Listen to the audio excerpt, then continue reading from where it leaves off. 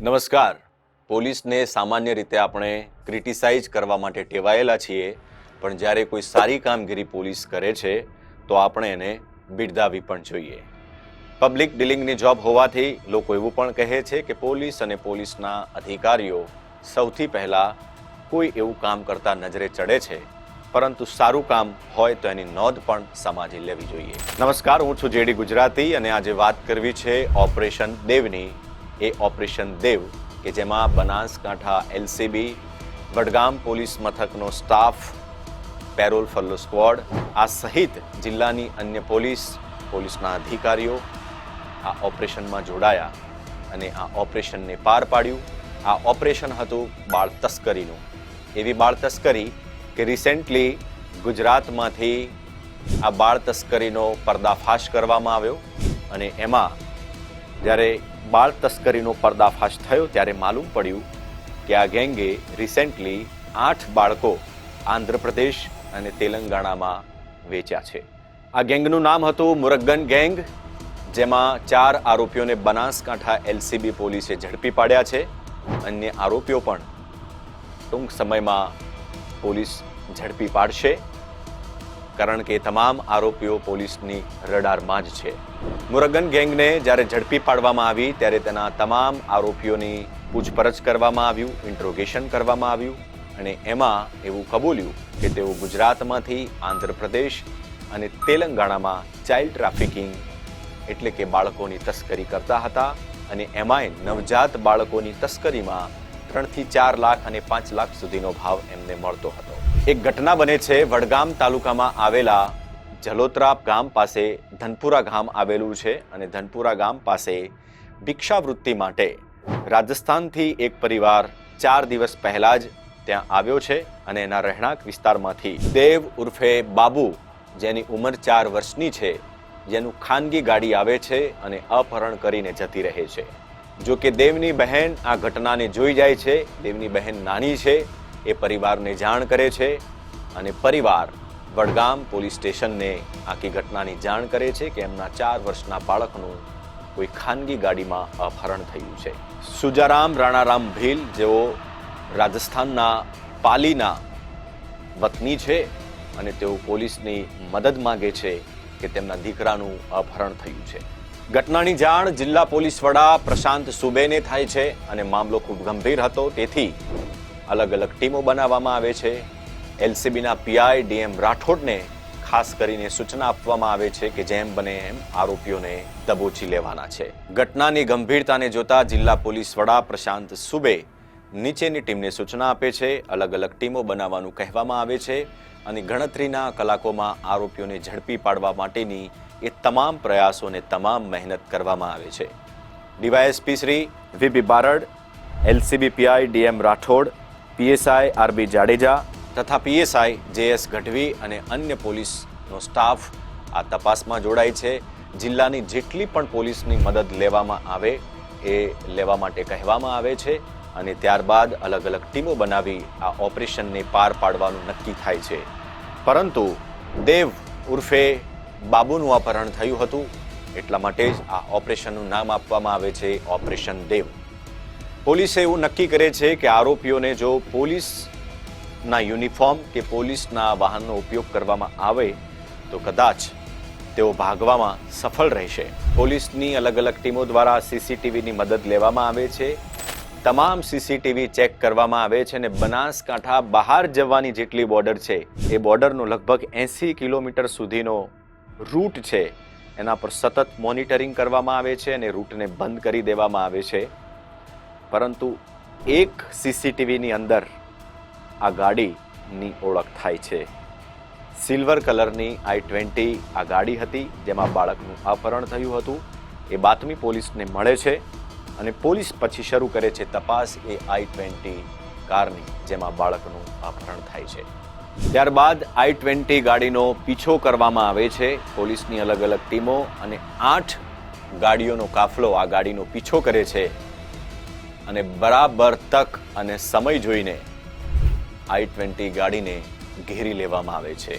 અને જ્યારે i20 ગાડીને ઘેરીને અંદર ચેક કરવા જાય છે પોલીસ, ત્યારે કેટલીક બાબતો ચોંકાવનારી હતી, કારણ કે પોલીસને પણ પ્રથમ દ્રષ્ટિએ થયું કે આ બાળક કદાચ અપહરણ થયું છે એ નથી, આ બાળક તો બીજું છે. કેમ કે બાળકના હેર કટિંગ થઈ ગયા હતા, બાળકના કપડાં પણ ચેન્જ થઈ ગયા હતા અને બાળકનો જે લુક હતો એણે આરોપીઓએ લગભગ ચેન્જ કરી દીધો હતો અને ફોટો પાડી અને આગળના એજન્ટને મોકલી પણ આપ્યા હતા. પરંતુ પોલીસ અપહૃત બાળકના માતા પિતાને સાથે રાખીને તપાસ કરતી હોય છે. જ્યારે બાળકને એના માતા પિતાને બતાવવામાં આવે છે ત્યારે માતા પિતા કન્ફર્મ કરે છે કે આ બાળક એમનું જ છે. જો કે આખી ઘટનામાં ગાડીમાંથી જે આરોપી છે શૈલેષભાઈ લાડુભાઈ લક્ષ્મણભાઈ ગમાર, જે મેપડા ગામે ખેતીના કામથી એક વ્યક્તિને ત્યાં રહેતો હતો, અને બીજો આરોપી છે પાબુ ઉર્ફે બાબુ મુંગળાભાઈ મહેતાભાઈ, જે બનાસકાંઠા જિલ્લાના અમીરગઢ તાલુકાનો ખાપરાનો રહેવાસી છે.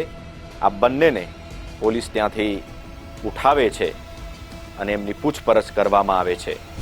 શૈલેષ અને પાબુને પકડીને જ્યારે એમનું ઇન્ટ્રોગેશન કરવામાં આવે છે ત્યારે ત્રીજા એક વ્યક્તિનું નામ ખુલે છે અને એ છે એક કિશોર અવસ્થાનો આરોપી જેનું નામ રામ ઉર્ફે રહીમ હોય છે. એની સાથે શૈલેષ અને પબુ ડીલ કરતા હતા.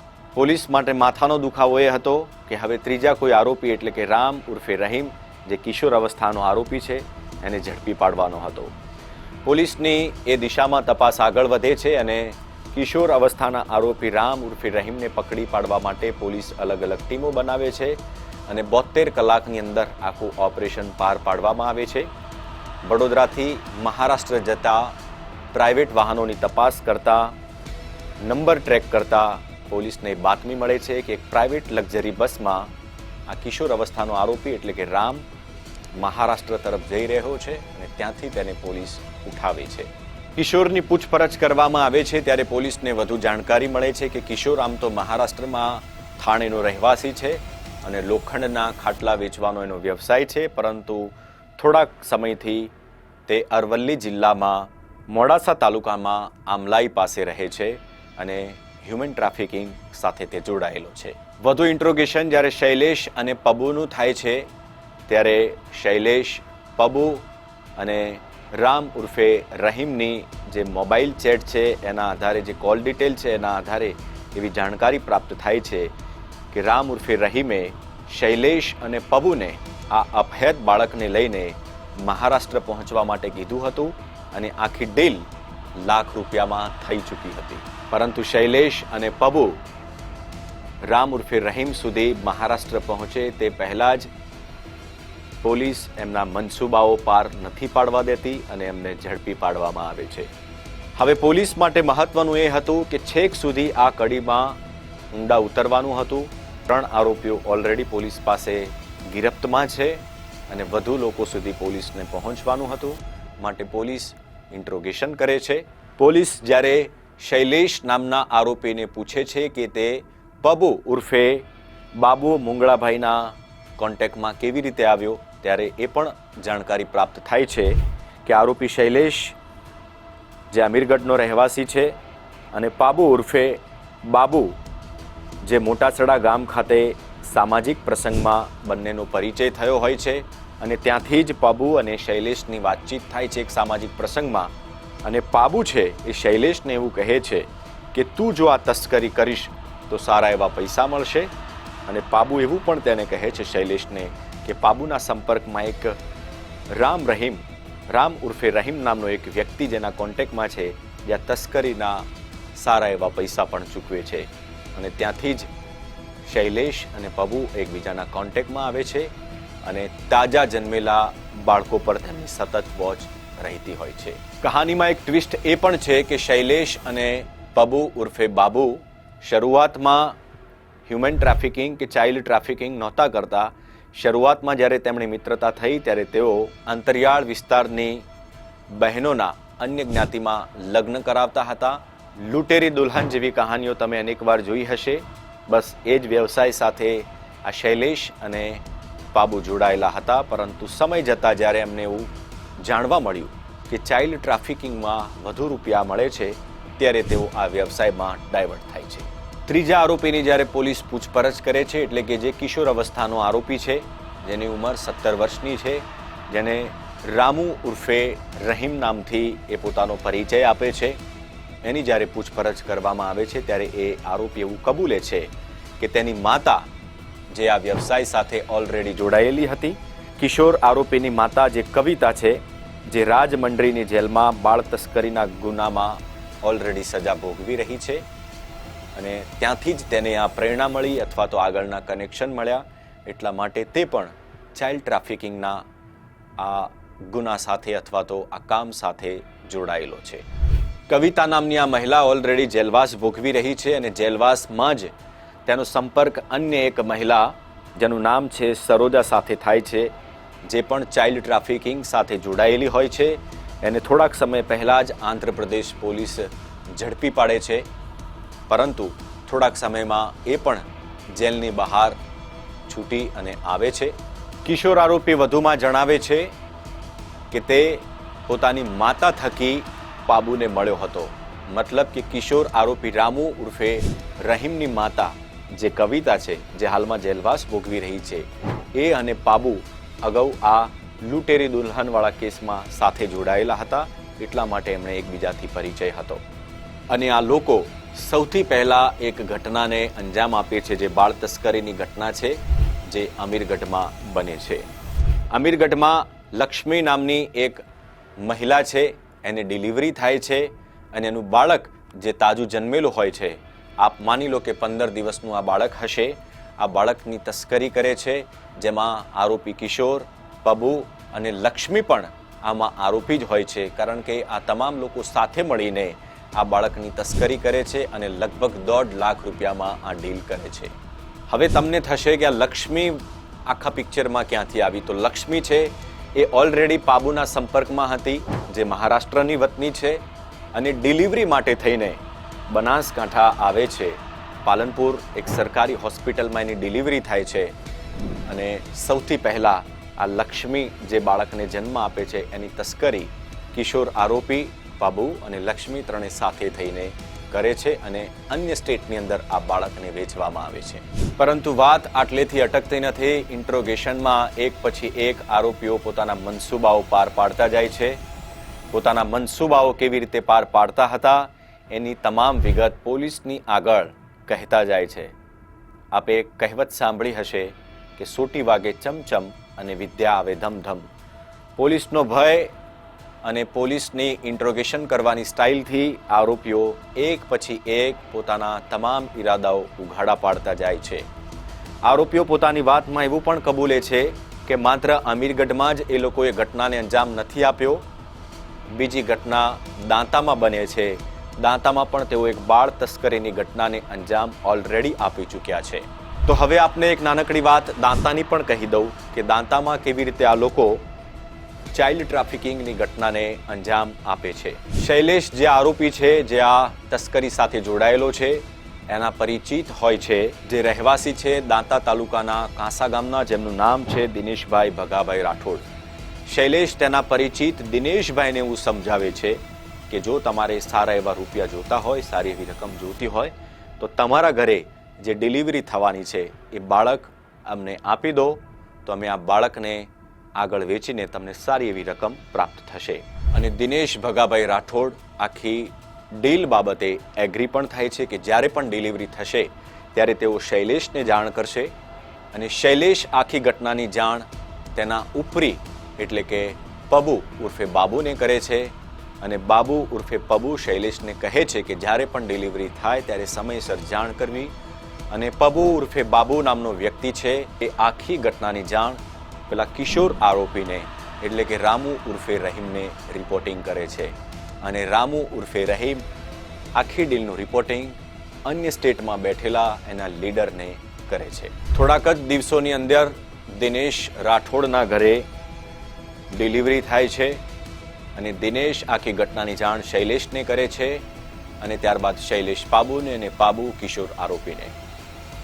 પાબુ શૈલેષ અને દિનેશને આ નવજાત શિશુને લઈને પોતાના ઘરે એટલે કે અમીરગઢ જે પોતાના ખાપરા મુકામ ગામે રહે છે ત્યાં આવવા માટે કહે છે. ત્યારબાદ શૈલેષ અને દિનેશ આ નવજાત શિશુને બાઇક પર લઈ અને દાંતાથી એટલે કે એના દિનેશના ગામથી લઈ અને જલોત્રા સુધી પહોંચે છે અને જલોત્રા ગામ જ્યાં પહોંચે છે ત્યાં સામેથી પબુ બોલેરો ગાડી લઈને શૈલેષ અને દિનેશને લેવા માટે આવે છે. ટૂંકમાં શૈલેષ, દિનેશ અને પાબુ જલોત્રા ગામથી બોલેરો કારમાં આ બાળકને લઈને પોતાના વતન એટલે કે પાબુના ગામ અમીરગઢ પહોંચે છે, ખાપરા ગામે. અને ત્યાં ઓલરેડી કિશોર ઉર્ફે રામુ, રહીમ ત્યાં આ બાળકને લેવા માટે આવેલો હોય છે. બાળ તસ્કરી કરતી આ ગેંગની એક બીજી પણ મોડેસ ઓપરેન્ડી હતી. જ્યારે બાળકને તસ્કરી કરી અને આગળ મોકલવાનું હોય ત્યારે તેઓ અવશ્ય એક મહિલાને સાથે રાખતા હતા, જેથી બાળકને સ્તનપાન કરાવવું હોય, બાળક રડતું હોય અથવા તો કોઈને ડાઉટ ન જાય એના માટે જ્યારે બાળકને એક સ્ટેટમાંથી બીજા સ્ટેટમાં મોકલવાનું હોય ત્યારે એક મહિલા ખાસ સાથે રાખતા હતા. અને એટલા માટે જ જ્યારે રામુ ઉર્ફે રહીમ જે કિશોર આરોપી છે પાબુના ગામ ખાપરા ગામે પહોંચે છે ત્યારે રાજસ્થાનના ઉદયપુરની રહેવાસી એક કૃષ્ણા નામની મહિલાને પણ સાથે લઈને આવે છે. અને ટૂંકમાં એવું કાવતરું ઘડવામાં આવે છે કે કિશોર આરોપી રામુ ઉર્ફે રહીમ અને આ મહિલા જેનું નામ છે કૃષ્ણા, તેઓ આ નવજાત બાળકને લઈને આગળ પહોંચાડશે.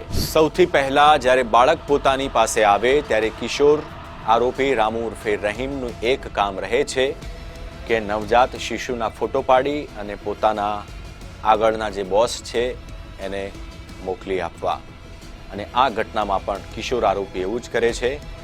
જેવું બાળક તેની પાસે આવે છે ત્યારે એના ફોટો પાડવામાં આવે છે અને એ ફોટો અન્ય સ્ટેટમાં બેઠેલા એટલે કે તેલંગાણા સ્ટેટમાં બેઠેલા આરોપી અને આખી ગેંગના જે લીડર છે એણે મોકલવામાં આવે છે. એનું નામ છે નાગાર્જુન ઉર્ફે મુરુગન નામથી ઓળખાય છે. અને મુરુગન તેલંગાણા બેઠા બેઠા આખું ઓપરેશન ચલાવતો હોય છે, આખી તસ્કરી સાથે જોડાયેલો હોય છે. અને આ રીતે મુરુગન પોતાની નીચે જે લોકો જોડાયેલા છે એમની સાથે સતત ફોન દ્વારા કે અન્ય કોઈ માધ્યમો દ્વારા કોન્ટેક્ટમાં રહી અને બાળ તસ્કરીને અંજામ આપતો હતો. અને જ્યારે આખી ગેંગના લીડર મુરુગન પાસે આ ફોટો પહોંચે ત્યારે મુરુગન એની સાથે જોડાયેલી એક અન્ય મહિલા જેનું નામ હોય છે શિવા રાની, શિવા રાનીને પણ વોટ્સએપમાં આ બાળક જે જન્મ્યું હોય છે એના ફોટો મોકલી આપે છે. અને ત્યારબાદ ફોટો પહોંચ્યા પછી બાળકનો ભાવ અને આખી ડીલ નક્કી થાય છે. આ ઘટનામાં પણ એવું જ થયું. જ્યારે બાળકના ફોટો મુરુગન સુધી પહોંચ્યા અને શિવા રાણી સુધી પહોંચ્યા પછી જ કિશોર આરોપી રામુ ઉર્ફે રહીમને આ પ્રાઇઝ કહેવામાં આવે છે અને એ પ્રાઇઝ હતી 1 લાખ રૂપિયા અને 80,000. ટૂંકમાં દાંતામાંથી જે બાળક દિનેશભાઈનું હતું જેને તસ્કરી માટે શૈલેષ અને પબુ વચ્ચે માધ્યમ બન્યા અને શૈલેષ અને પબુએ કિશોર આરોપી ઉર્ફે રામુ ઉર્ફે રહીમને આપ્યું. એની કિંમત નક્કી થાય છે 1,80,000 રૂપિયા. આ કિંમતની અંદર તમામ જે વચ્ચે એજન્ટો જોડાયેલા હતા, જે દલાલો જોડાયેલા હતા, એમનું કમિશન પણ ઉમેરવામાં આવે છે. એટલું જ નહીં, કિશોર આરોપી પૈસાનો વિશ્વાસ અપાવવા માટે થઈને પોતાનું બાઇક હોય છે એ વચ્ચેના એજન્ટ એટલે કે એની નીચેના એજન્ટ શૈલેષને આપીને જાય છે અને એવી ખાતરી આપે છે કે જ્યારે આ પૈસા તમને પૂરેપૂરા મળી જાય પછી જ તમારી બાઇક પરત કરવાનું રહેશે. અને છેવટે કિશોર આરોપી રામુ ઉર્ફે રહીમ તથા તેની સાથે જે મહિલા હોય છે કૃષ્ણા, તેઓ આ બાળકીને લઈને અથવા બાળકને લઈને હૈદરાબાદ પહોંચે છે અને ત્યાંથી સંપૂર્ણ રકમ મેળવે છે અને બાળક અથવા બાળકીના પિતા દિનેશભાઈ સુધી આ રકમ પહોંચાડવામાં આવે છે અને વચ્ચેના એજન્ટોને પણ જે કમિશન હોય એ કમિશન પહોંચાડવામાં આવે છે. આ ઘટના દાંતાની થઈ. મતલબ કે આરોપીઓ પકડાયા પછી 2 ઘટનાઓ કબૂલ કરી લે છે. એક અમીરગઢની ઘટના અને બીજી દાંતાની ઘટના.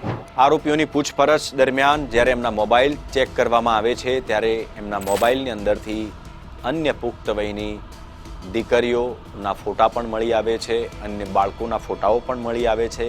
આ સાથે કેટલાક ચેટ્સ પણ મળી આવે છે જે પોલીસે તપાસમાં ઉપયોગમાં લીધા છે.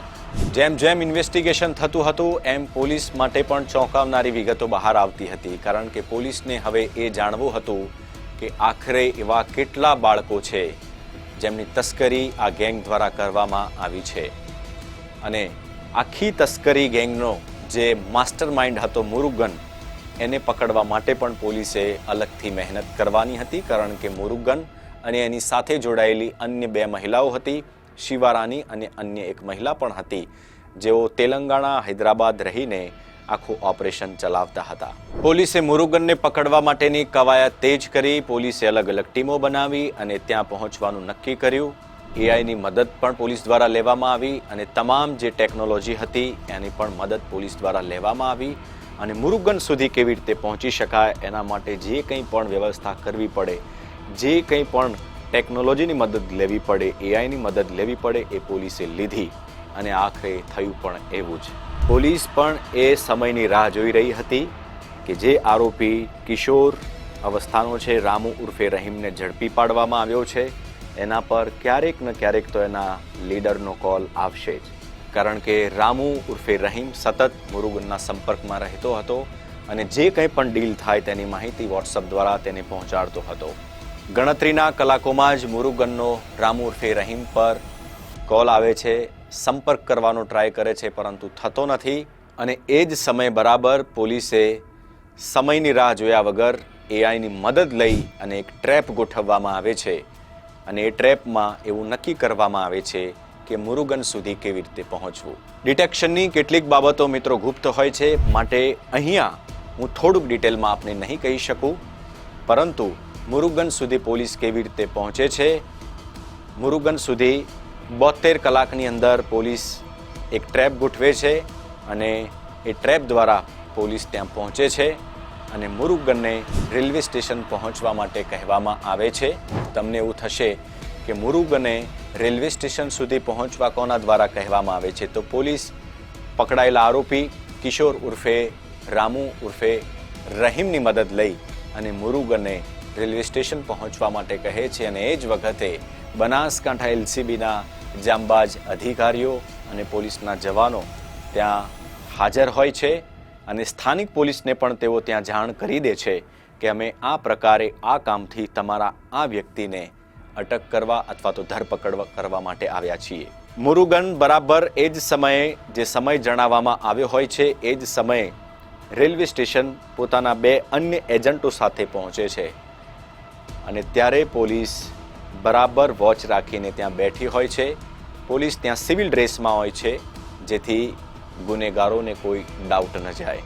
અને જેવો જ મુરુગન અને તેના 2 એજન્ટ ત્યાં પહોંચે છે ત્યારે પોલીસના આ જાંબાજ અધિકારીઓ તેને પકડી લે છે અને તેની સાથે જે 2 એજન્ટ આવ્યા હોય છે તેમની પણ ધરપકડ કરવામાં આવે છે. મુરુગન સાથે તસ્કરીમાં જોડાયેલા અન્ય 2 એજન્ટોને પણ પોલીસ ઝડપી પાડે છે, જેમના નામ છે કાસરાપુ તિરુપતિ અને કેલેટી ગંગાધર, જે બંને તેલંગાણાના રહેવાસી હોય છે.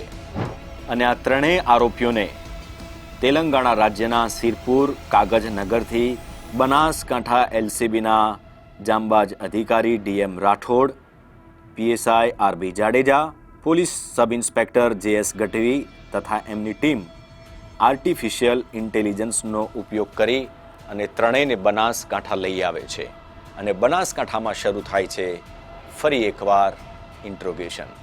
એલસીબીની અલગ અલગ ટીમો દ્વારા જ્યારે જોઈન્ટ ઇન્ટ્રોગેશન કરવામાં આવે છે ત્યારે ખૂબ ચોંકાવનારી વિગતો સામે આવે છે, જેમાં આરોપી મુરુગન તથા તેની પત્ની સુરાકૃષ્ણા વેની, જે પણ હૈદરાબાદમાં આવેલા અલગ અલગ આઈવીએફ સેન્ટરમાં ફરતા રહી મહિલાઓમાં પ્રેગ્નન્સી રહેવાની ક્ષમતા નહિવત હોય તેવી મહિલાઓ માટે સ્વસ્થ અને પ્રેગ્નન્સી રહેવાની સારી ક્ષમતા ધરાવતી મહિલાઓની વ્યવસ્થા કરી અને આઈવીએફ સેન્ટરમાં મોકલતા હતા, જેના કારણે તેઓ અલગ અલગ આઈવીએફ સેન્ટર, જેમાં ફેર્ટિનાઇન આઈવીએફ સેન્ટર સિકંદરાબાદ તથા હેકડે આઈવીએફ સેન્ટર બંજારા હિલ્સ તથા નોવા આઈવીએફ સેન્ટર કુકડફલી વાય જંકશનના સંચાલક તેમના પરિચયમાં આવે છે અને આઈવીએફ સેન્ટરો તરફથી એક મહિલા દીઠ 5 થી 6 હજાર જેટલું કમિશન તેઓ મેળવતા હતા.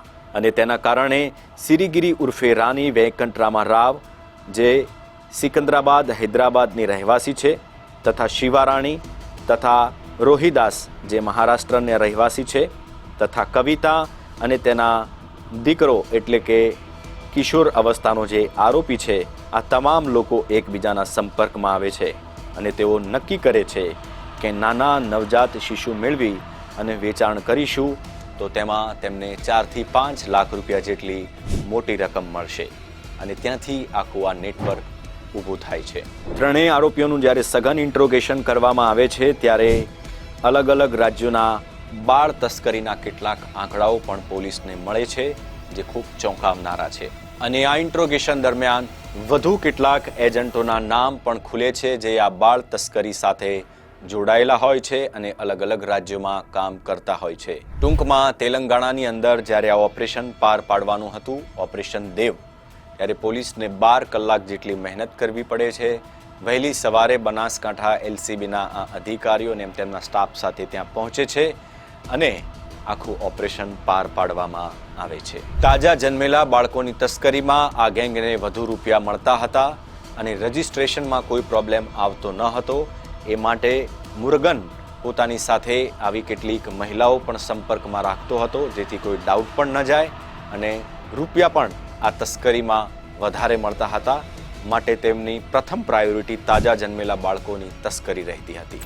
મુરગન અને તેના 2 એજન્ટોનું જ્યારે અલગ અલગ રાખીને ઇન્ટ્રોગેશન કરવામાં આવ્યું ત્યારે કેટલીક ચોંકાવનારી વિગતો સામે આવી, જેમાં પોલીસને તેણે જણાવ્યું કે બનાસકાંઠામાંથી આ ઘટના બન્યા પહેલાં જ 2 બાળકોની તસ્કરી થઈ ચૂકી છે, જ્યારે મહારાષ્ટ્રમાંથી તેઓ 2 બાળકોની તસ્કરી કરી ચૂક્યા છે, હૈદરાબાદમાં 3 બાળકો અને દિલ્હીમાં 1 બાળકની તસ્કરી, કુલ 8 બાળકોની તસ્કરી તેઓ અત્યાર સુધીમાં કરી ચૂક્યા છે. વધુ પૂછપરછમાં પોલીસને જાણવા મળે છે કે 2025માં જ મુરગન પોલીસના હાથે પકડાયો હતો અને જેલવાસ ભોગવીને બહાર આવ્યો છે.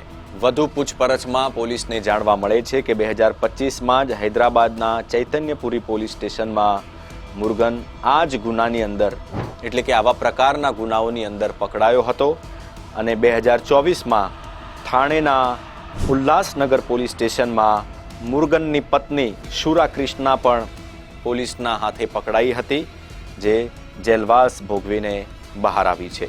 ટૂંકમાં બંને પતિ પત્ની બાળ તસ્કરી સાથે જોડાયેલા હતા.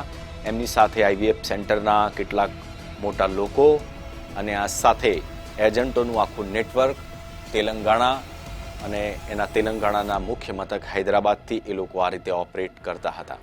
છેલ્લા 4 વર્ષથી મુરગન એવું સ્વીકારે છે કે તે આ બાળ તસ્કરી સાથે તે અને તેની પત્ની અને તેના એજન્ટો આ કામ સાથે જોડાયેલા હતા. બનાસકાંઠા એલસીબીને સફળતા એ મળે છે કે જે બાળકનું અપહરણ થયું હતું ધનપુરા ગામથી, એને જીવતું પાછું લાવવામાં તેઓ સફળ રહે છે અને સાથે આરોપીઓએ ભૂતકાળમાં કરેલા ગુનાઓની કબૂલાત પણ કરે છે. 4 આરોપીઓ બનાસકાંઠા એલસીબીએ અત્યારે ઝડપી પાડ્યા છે અને આગળના આરોપીઓ પણ ઝડપી પાડવાની કવાયત ચાલી રહી છે. ચાઇલ્ડ ટ્રાફિકિંગ એ આ પહેલી ઘટના નથી. દેશમાં અવારનવાર ચાઇલ્ડ ટ્રાફિકિંગની ઘટનાઓ સામે આવતી રહે છે. માનવ તસ્કરીના બનાવો હોય કે ગુમ થવાના બનાવો હોય. જ્યારે અમારી ટીમે ડેટા એનાલિસિસ કર્યો ત્યારે જાણવા મળ્યું કે ગુજરાતમાં છેલ્લા 5 વર્ષમાં માનવ તસ્કરીના 59 કેસ નોંધાયા છે. 4 એપ્રિલ 2025 સુધીના આ તમામ આંકડાઓ છે.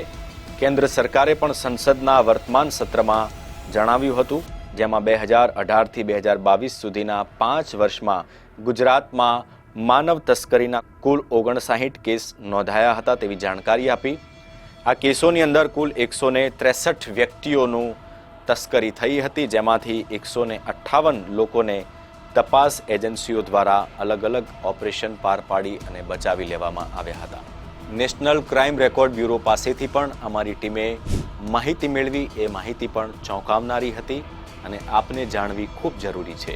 આ સિવાય તાજેતરમાં જ જ્યારે ગુજરાત વિધાનસભામાં બજેટ સત્ર ચાલી રહ્યું હતું ત્યારે આ મુદ્દે ગંભીર ચર્ચા પણ થઈ હતી, જેમાં પ્રશ્નોત્તરી કાળ દરમિયાન જાણવા મળ્યું કે 2024 અને 2025 સુધીમાં રાજ્યના વિવિધ 24 જિલ્લાઓમાંથી કુલ 6240 સગીરો ગુમ થયા હતા અને એમાંથી 5687 બાળકોને પોલીસે તપાસ કરી અને શોધી કાઢ્યા છે. એટલું જ નહીં પરંતુ તેમના પરિવારો સાથે મિલન પણ કરાવવામાં આવ્યું, પરંતુ હજુ સુધી 553 બાળકો લાપતા છે, જેની શોધખોળ હજુ સુધી ચાલી રહી છે. આ આંકડાઓ જ્યારે કોંગ્રેસના ધારાસભ્ય શૈલેષ પરમારે ગૃહની અંદર સવાલ કર્યો ત્યારે ગૃહ રાજ્યમંત્રી હર્ષભાઈ સંઘવી દ્વારા આપવામાં આવ્યા હતા. આ તમામ આંકડાઓ મિસિંગ ચિલ્ડ્રનના છે, પરંતુ આ લાપતા કેસોની અંદર બાળમજૂરી, તસ્કરી, અપહરણ અથવા અન્ય કારણોની આશંકા પણ વ્યક્ત થઈ રહી છે. આ બાબતે જ્યારે અમારી ટીમે વધુ અભ્યાસ કર્યો ત્યારે NCRBના અલગ આંકડાઓ અને વિધાનસભા ગૃહમાં રજૂ થયેલા આંકડાઓ, આ બંને માહિતી અમને મળી, જે અમે તમારા સુધી રજૂ કરી છે. આ તમામ આંકડાઓની અંદર એક તફાવત જરૂરથી સમજજો. મિસિંગ ચિલ્ડ્રન અને માનવ તસ્કરી કે ચાઇલ્ડ ટ્રાફિકિંગ બંને અલગ બાબતો છે, એટલા માટે આંકડાઓ બંનેના અલગ અલગ છે. આ પહેલા જાન્યુઆરી 2026ના અંદર અમદાવાદ ATSએ પણ કેટલાક એવા આરોપીઓની ઝડપી પાડ્યા હતા, કેટલાક એવા આરોપીઓની ધરપકડ કરી હતી જેઓ તસ્કરી સાથે જોડાયેલા હતા. ATSએ માત્ર આરોપીઓને નહોતા ઝડપ્યા, પરંતુ એ સાથે એક નવજાત શિશુનું રેસ્ક્યુ પણ કર્યું હતું અને આ સાથે એક મહિલા અને 3 શખ્સોને ઝડપી લીધા હતા અને એમનું પણ ઇન્ટ્રોગેશન આ જ રીતે કરવામાં આવ્યું હતું. જ્યારે અમે વધુ અભ્યાસ કર્યો ત્યારે એક સવાલ અમને પણ થતો હતો કે બાળ તસ્કરી કરી અને આ બાળકોને ક્યાં મોકલવામાં આવતા હશે. એમાંય ખાસ કરીને જ્યારે તાજા જન્મેલા બાળકો છે એમને કોને આપવામાં આવતા હશે અને અમુક ઉંમર પછીના જે બાળકો છે એમને કોને વેચવામાં આવતા હશે. ત્યારે એવું જાણવા મળ્યું કે તાજા જન્મેલા જે બાળકો હતા એમને મોટા શહેરોના ગર્ભ શ્રીમંત લોકોને વેચવામાં આવતા હતા, જ્યારે અમુક ઉંમર પછીના એટલે કે 3, 4 કે 5 વર્ષ સુધીના જે બાળકો હતા એમને ભિક્ષાવૃત્તિમાં મોકલવામાં આવતા હતા, એટલે કે એ પ્રકારના એજન્ટોને વેચી દેવામાં આવતા હતા. એક આંકડો અમારી સામે દિલ્હીનો આવ્યો જે વધારે ચિંતાજનક હતો, કારણ કે દિલ્હીમાં બાળકો અને મહિલાઓના ગુમ થવાના કિસ્સાઓ ચિંતાજનક રીતે વધ્યા હોય તેવું તેના આંકડાઓ કહે છે. વર્ષ 2026ના પ્રથમ 15 અને 17 દિવસની વાત કરીએ તો 800થી વધુ લોકો લાપતા થયા હોવાનો એક અહેવાલ છે, જેમાં મોટી સંખ્યામાં બાળકો અને મહિલાઓ સામેલ છે. આંતરરાજ્ય માનવ તસ્કરી ગેંગ પણ સક્રિય હોવાનું અમને અમારા રિસર્ચમાં જાણવા મળ્યું હતું. ઘટના ભલે બનાસકાંઠા જિલ્લામાં બની હોય, પરંતુ અમે એવું નક્કી કર્યું કે આ પ્રકારની ઘટના ભૂતકાળમાં ક્યારે બની છે, એના આંકડાઓ શું છે, એનો ડેટા શું છે.